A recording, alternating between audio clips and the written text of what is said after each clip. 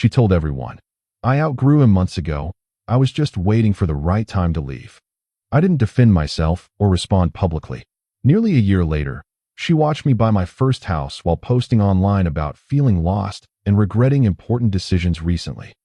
He was fine for a while, but honestly, I outgrew him months ago. She paused just long enough to let it breathe. I was just waiting for the right time to leave. I heard every single word. Not because she was across the room and speaking too loud. Because she was 3 seats down from me, speaking at a perfectly casual volume. The way you'd talk about a TV show you'd gotten tired of but kept watching out of habit. The table went quiet for a half second. Then someone laughed. That uncomfortable, nervous kind of laugh that people produce when they don't know what else to do with the air in the room. I picked up my glass of water. I took a slow sip. I set it back down. And I did not say one word. Monroe didn't look at me when she said it. That's the part that probably hit the hardest. She kept her eyes on Gemma, who was sitting directly across from her, and she wore this expression that I can only describe as casually liberated, like someone who had just finally said something they'd been rehearsing for months and was relieved to finally have it out in the world.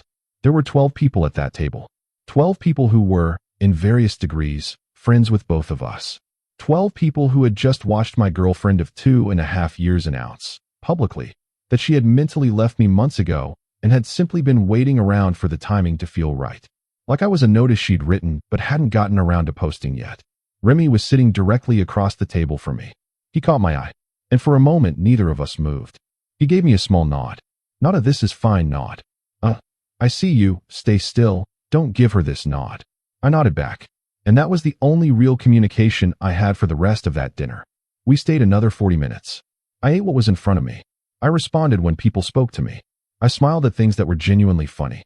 I did not fall apart at that table, and I did not give Monroe or anyone else sitting there the reaction they were braced for. I drove home alone. I parked in front of my apartment building, cut the engine, and sat in my car. 22 minutes. I know because I watched the clock. Not crying. Not punching the steering wheel. Not drafting a long, detailed text in my head about everything she'd just done and how she was going to regret it. Just sitting. Just thinking. And somewhere underneath all the noise and the weight of what had just happened, a quiet voice in the back of my mind said something I didn't fully understand yet. It said, "Let her have this one. Yours is coming." I had no idea, not even a guess, how right that voice was going to turn out to be. Let me tell you what you lose when a relationship like ours ends. Because it's never just the person. Monroe wasn't just my girlfriend. She was the connective tissue in a whole section of my life. The friend group we had. That dinner table full of 12 people that had taken years to build. Saturday morning routines that had grown so habitual I'd stopped thinking of them as things we did together and started thinking of them as just things I did. The coffee shop 3 blocks from my apartment where the guy behind the counter knew my order and had started recognizing us as a pair. The gym. The shared subscriptions. The way her name showed up in my calendar for things months in advance that now felt like future ruins. When you spend 2 years and 7 months building something with another person, the ending isn't clean. It's a demolition. And the way Monroe chose to begin that demolition, out loud, in public, with total ease, in front of people we both cared about, that told me something important about how she had been thinking of me for a long time. Small, manageable, something she'd already processed and filed. I didn't realize it fully that night. But that moment changed everything. Not just between us. Not just within our friend group. Something shifted in me sitting at that table that I can't fully explain even now. Something that had been soft and accommodating for a long time went very, very still. And still things, I've learned, either die quietly or build into something no one saw coming. I wasn't dying. I just didn't know that yet. If you enjoy real stories like this, subscribe, because what happened next changed everything for me. I was 28. Monroe and I had been together 2 years and 7 months. We'd met in New York through mutual friends at a rooftop party in the late spring, and the conversation that started that night stretched so far past midnight that by the time we said goodbye the sun was starting to think about waking up. That's really all the backstory that matters here. My phone was loud the next morning. Not from Monroe. From the people who had been at that table. They were sorting through what they'd witnessed, and the messages ranged from genuine concern to social diplomacy to something that was honestly just curiosity wearing a caring costume. Beck sent a short one. Beck and I had worked together for 3 years and grabbed lunch twice a week without fail, and he communicated like someone who'd learned that economy of language is a form of respect. His message said, "You good?" That was it. 2 words. But from Beck, that was a whole conversation. Remy sent a voice note. I could hear him exhale before he said anything. Then, "Call me when you're ready, man." No questions. No unsolicited opinions. Just the open door. Then there were the others. 3 or 4 messages that were phrased as concern but were structured as information gathering. Did you know it was coming, or was that a surprise to you? She seemed really certain when she said it. Had you two been talking about this? And then one that I read 3 times, and then set my phone face down on the counter. It was from Hadley. Hadley was a friend of Monroe's who I'd known by proximity over the years. Warm enough, harmless enough in most contexts, but firmly, unmistakably, in Monroe's orbit. Her message said, "I didn't want to make things weird at dinner, but I think you should know she said more after you left." I stared at that message for a long time. I made my coffee. I drank half of it standing over my sink. Then I called Remy. He answered on the second ring. She said more after I left? I didn't even say hello. There was a pause, the kind of pause that is already answering the question while the words are still being assembled. "Yeah," Remy said. "What did she say?" Another pause. "She said she's been feeling this way since February. That she stayed because she didn't want to blow up the whole group dynamic." February. I did the math automatically. February to that October dinner. 8 months. 8 months of sitting across from me at tables. 8 months of weekends and conversations and hands held in movie theaters and grocery runs and all of it, while she'd already mentally handed in her resignation and was just serving out the notice without telling me there was a notice. Did she say anything else? I asked. Remy took a breath. She said you were too comfortable, that you were too okay with staying where you were, that she'd outgrown your mindset. I let that sit. I leaned against the counter and let it just exist in the air for a moment. And here is the part that might surprise you. I didn't get angry. Not the hot, reactive kind of angry that makes you want to pick up your phone and type something you'll regret. I got quiet. Because buried inside that criticism, underneath the humiliation of how it had been delivered, underneath the fact that it was said in public without warning, underneath all of that, was something I couldn't fully dismiss. I had been comfortable, not failing, not stagnant in any catastrophic sense, but running in place. I had a job I was good at and not growing in. I had savings that were sitting in an account doing nothing while the ideas I had for what to do with them gathered dust in the back of my mind. I had plans that existed only as plans, never converted into action, always waiting for some undefined moment that felt more certain than now. Monroe moved like someone who was perpetually late for a very important meeting. She updated her apartment seasonally, talked about 5-year visions as casually as weather, consumed personal development content the way other people consume entertainment, and she had this vocabulary, whole sentences built from words like trajectory and intentionality and choosing alignment, that I'd found charming at first and mildly exhausting later. I was steady. She was kinetic. And at some point, that difference had stopped looking like balance to her. It had started looking like dead weight. I'm not saying she was wrong to feel the distance. I'm saying the way she chose to announce it, with a dinner audience and a casual smile, I will not forget that. Not because it broke me, because it revealed something I needed to see. I did not reach out to Monroe after that. No explanation-seeking texts. No, we need to talk phone calls. No late-night messages asking her to clarify what she meant or justify how she'd said it. She had drawn the curtain down, loudly, in front of people. I wasn't going to beg for a different ending backstage. She texted me 2 days later. "I think we should probably talk in person. I don't want things to be weird for everyone." For everyone. Not for us. For everyone. The friend group was being managed. I was being managed. I read the message twice. I typed back 4 words. "There's nothing to discuss." And I put my phone down. She didn't respond. I called the gym the next morning and transferred my membership to a different location across the borough. I stopped going to the coffee shop on weekends. I went through my calendar and quietly removed the future entries that had her name attached. Small cuts. Clean. Deliberate. Made without announcement or drama.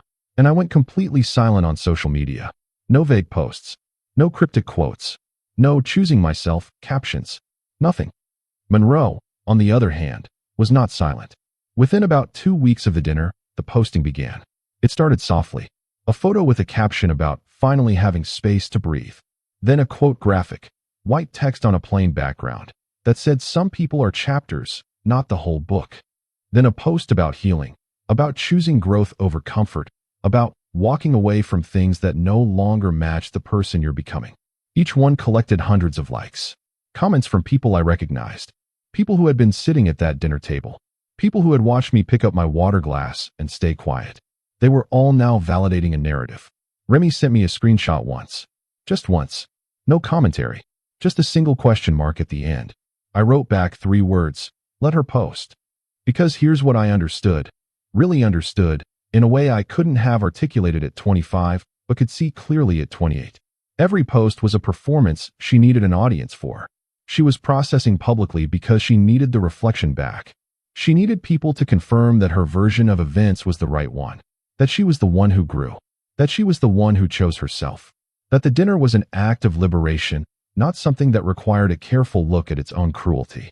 I didn't need that from anyone. I just needed to move. Now, I want to be honest with you about something. Because if I make this sound like I was some monk in those first weeks, unbothered, clear-eyed, already on the other side, that wouldn't be the truth. The truth is that the weeks after that dinner were hard. There were nights I opened her profile and scrolled longer than I had any business scrolling. There were afternoons where the silence in my apartment felt like a specific kind of weight that had a name and a face. There was one Saturday where I sat on my couch from noon until 4 in the afternoon doing absolutely nothing.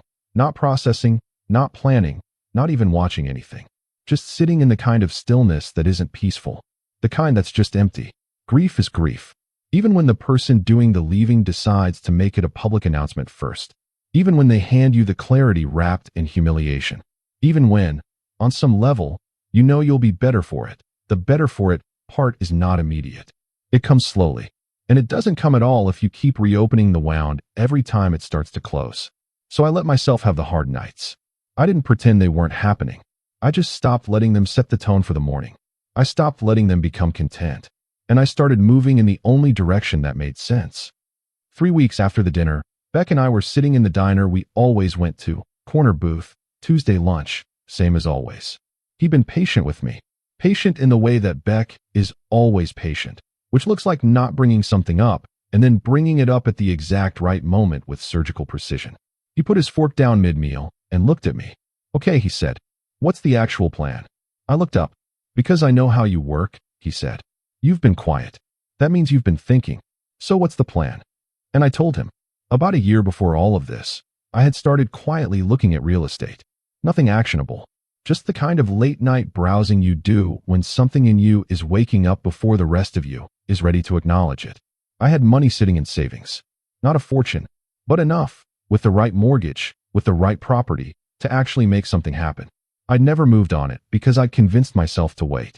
Wait until things were more stable. Wait until it felt like the right time. Wait until life had settled into some clearer shape before I made a move that big. Monroe's voice came back to me, sitting in that booth. Too comfortable. Too okay with staying where you are. I looked at Beck across the table and I said, I'm buying a house. He picked his fork back up. Good, he said, completely without drama. It's about time. I called Xander the following week. Xander was Beck's real estate contact, the agent he'd used when he bought his place 2 years ago, and Beck didn't recommend people casually. We met at a coffee shop near my office. Xander was the kind of person who makes you feel like you're being heard and assessed simultaneously without it feeling cold. Within 15 minutes, he'd established what I could realistically afford, which neighborhoods fit my budget and lifestyle, what the current market was doing, and what first-time buyers typically misunderstand about the process. He gave me a list. Not a wish list. A working list. And I walked out of that meeting feeling something I hadn't felt in longer than I want to admit.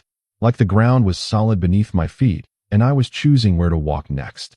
2 weeks after that meeting, Remy called me. His voice had that careful quality it gets when he's about to say something he's been sitting on. Monroe's seeing someone, he said. I stayed quiet. I figured you should hear it from me, he added. Who? I asked. He described someone named Phoenix. A name I recognized vaguely from our extended social world. Someone who showed up at the same parties, the same group events. Someone Monroe had mentioned once or twice, in passing, in the way you mention someone whose existence seems casual. How long? I asked. Remy paused. Based on what I can put together, it looks like it started around February. February.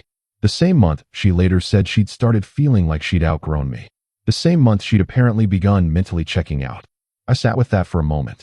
And then the whole picture rearranged itself in my head like a puzzle where the last piece was always there. I just hadn't looked at the right corner yet. The post about choosing herself, the dinner table announcement, the healing captions and the growth vocabulary, and the some people are chapters quote graphics. None of it was liberation from something she'd outgrown. It was a transition she was packaging as an awakening. Phoenix was already there. The right time to leave was really the right time to make the move she'd already emotionally made months ago look like something noble instead of something convenient. I'm not saying this to be uncharitable. I'm saying this because it's the most accurate interpretation of the sequence of events. And once I saw it that way, I stopped carrying any weight that belonged to her version of the story. I closed my laptop notes, opened a new one, and wrote 3 words at the top. Forward only. Now, the house hunt was not a montage. I want to be very clear about that, because people who tell these stories sometimes compress the hard parts into a single sentence and skip to the win. There were weeks where I drove through neighborhoods with Xander and made offers and waited and got outbid or passed over. There was an October offer that fell through completely at the inspection stage, for reasons that felt both procedural and personally devastating even though they weren't personal at all. There was a November offer that went to negotiation, stalled for 2 weeks, started moving again, stalled again, and then very slowly began inching towards something that looked like a yes. Beck talked me off a ledge twice during that period. Not dramatically, not with long speeches, just with the kind of flat, clear-eyed pragmatism that makes Beck's friendship feel like a structural beam. Invisible, unflashy, holding everything up. Xander reminded me more times than I can count that everything I was experiencing was normal, that the process was designed to test patience, and that the people who got through it were simply the ones who didn't walk away from the table. Remy showed up at my apartment one Sunday in November with an absurd amount of takeout and the specific energy of someone who has decided that today is not a day for serious conversations. Today is a day for sitting on someone's floor, eating too much, and talking about anything except the thing that's heavy. I needed that more than I told him. And through all of it, every week of those months, I posted nothing. Not about the house hunt. Not about Monroe or Phoenix or the dinner table. Not about the version of myself I was building in silence while her posts collected likes from people who had our shared history and her current narrative. My profile went quiet. Genuinely, plainly quiet. And I noticed, because Remy mentioned it once and Gemma mentioned it another time, that the silence was being noticed. People expected noise from me. They expected some kind of public processing. A post about moving on, a gym progress update, a choosing myself caption of my own. Silence, I was discovering, is one of the most unsettling things you can give to someone who is counting on a reaction. Hadley messaged me again in December. Chatty. Light. Hey, haven't seen you around. How are you doing kind of message. I replied warmly, briefly. She sent a follow-up a few days later, and buried inside it was the thing she actually wanted to say. Monroe mentioned she hasn't heard from you at all. She said it's kind of strange. Strange. She found the silence strange. After announcing to 12 people that she'd outgrown me months ago and was simply waiting for her exit cue, she found my silence strange. I looked at that message for a long time. Then I typed back, I'm doing really well, actually. Hope everyone's doing great. Sent it. Went back to reviewing my updated mortgage documents. The deal closed in late January. I'm going to tell you something that might disappoint you if you've built this moment up in your head the way movies build these moments up. It was quiet. There was paperwork. There were signatures. There was Xander shaking my hand and saying congratulations in the same even tone he uses for everything, which somehow made it feel more real than any celebration could have. I stood in the empty living room of a house with my name on the deed, and I didn't take a video for my stories. I didn't call anyone screaming.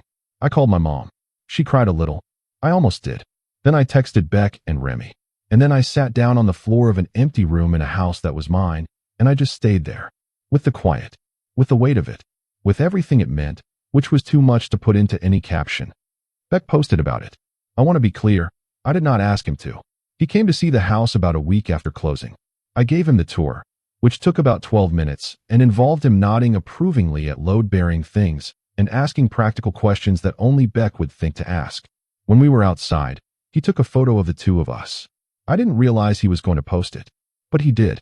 The caption was something about watching your people level up, about how proud he was, about how this moment had been a long time coming. He tagged me. I hadn't posted anything myself. but his tag made the post visible to people connected to me, including, apparently, Monroe. I know this because of what happened next. Within 48 hours of Beck's post going live, something shifted in Monroe's posting pattern. Noticeably, not in a way that mentioned me directly, not in a way she could be held to, but suddenly her content changed in tone. The celebratory growth posts were replaced by something murkier. Posts about sitting with uncertainty. Posts about realizing that what you thought was clarity sometimes turns out to be a different kind of confusion. A quote graphic that said, "Running from comfort isn't the same as growth, and I'm still learning the difference." A caption that talked about questioning the decisions that felt right at the time. Remy sent me a screenshot with no caption at all this time. No question mark. Just the screenshot. And I laughed. Genuinely. Not a cold laugh. Not a, "I told you so" laugh. Just the laugh that comes out when something has finally stopped surprising you. The person who had told a dinner table she'd outgrown me was now posting about regret and uncertainty, within 48 hours of the world finding out I'd bought a house.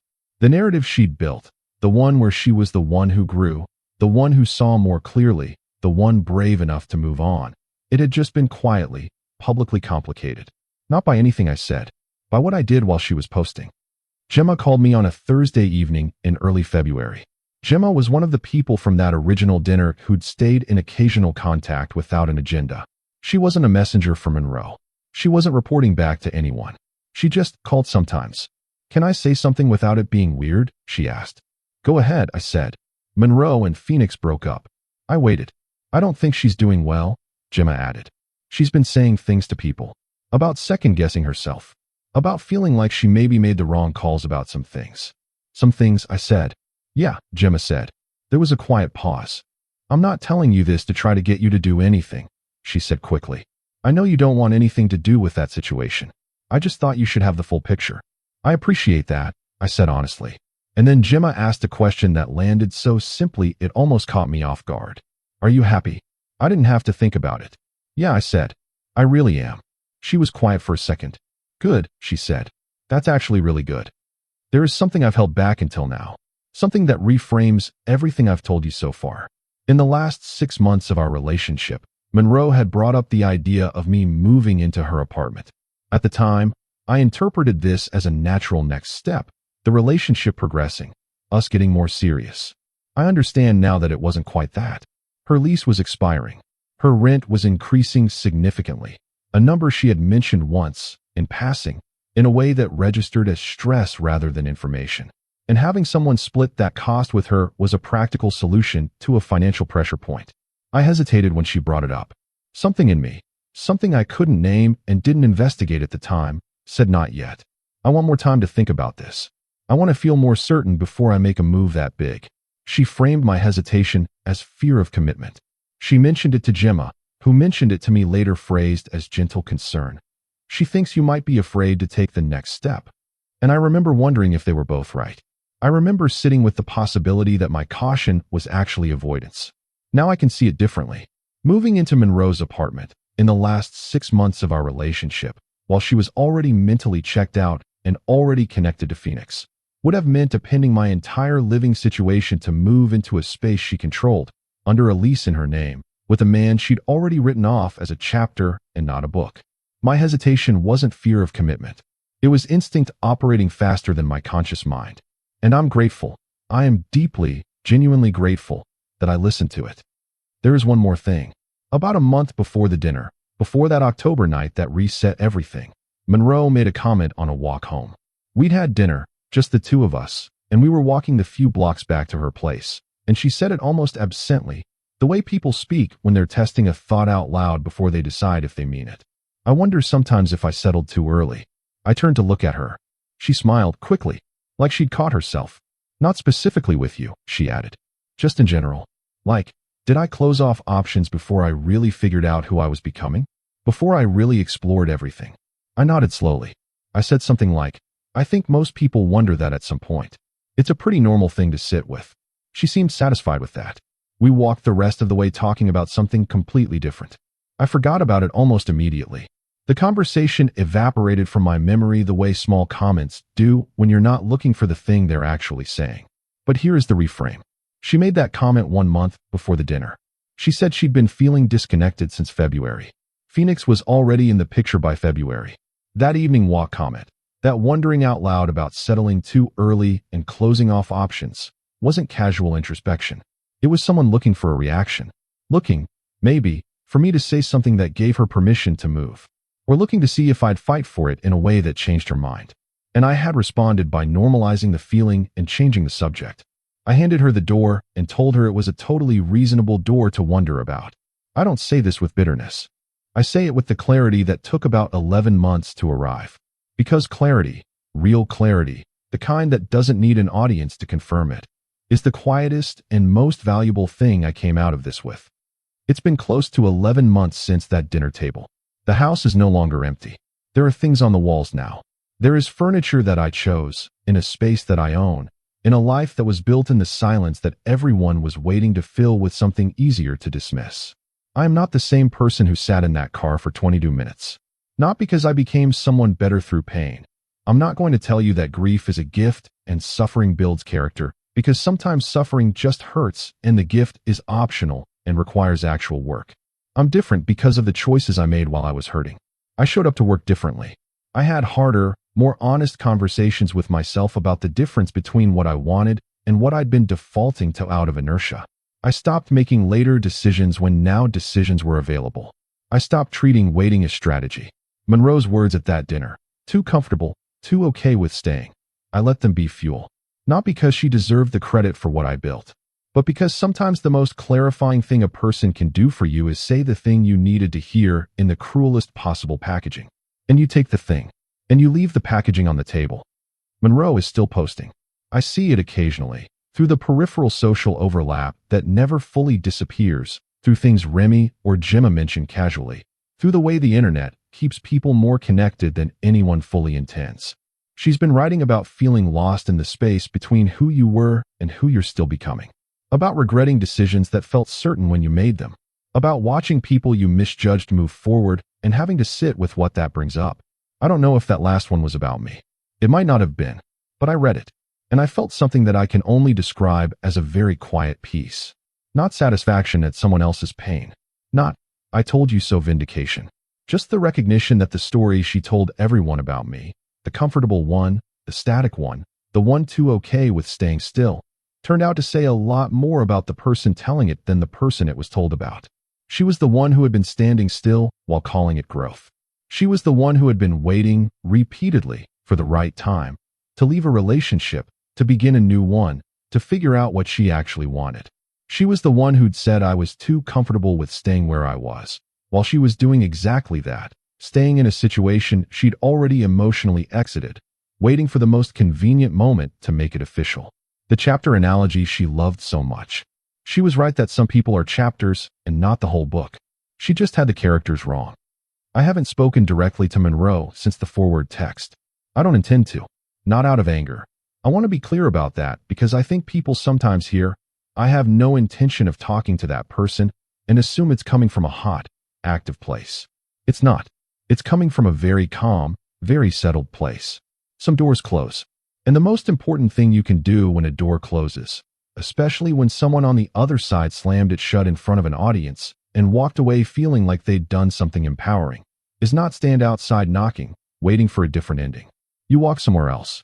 You find a better door. You open it yourself. Beck and I still have lunch twice a week. Same corner booth. Same diner.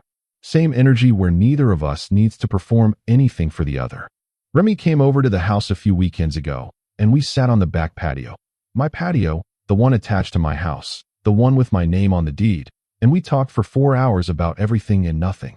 At some point he said, almost to himself, "You're different." I asked him what he meant. He thought about it for a second. Quieter, he said. But like, the good kind. Like the volume got turned down on the stuff that didn't matter. I think that's probably the most accurate description of who I am now. Quieter in the ways that matter. And moving forward in the ways that matter more. Xander, my real estate agent, sent me a message after everything was finalized and said, "First one's always the hardest. Smart people don't let it be the last." I'm already looking. Not because I'm chasing something. Not because I have something to prove to anyone watching. But because forward is the only direction that makes sense when you've spent time learning what standing still actually costs. The last words Monroe said about me in public were delivered to a dinner table. She said she'd outgrown me. She said it like it was already history. She said it like I was done. Nearly a year later, the world found out I'd bought my first house. And she sat in front of a screen, posting about regret and uncertainty, while I sat in a room I owned and thought about what comes next. The silence I chose that night, it was never weakness. It was the foundation.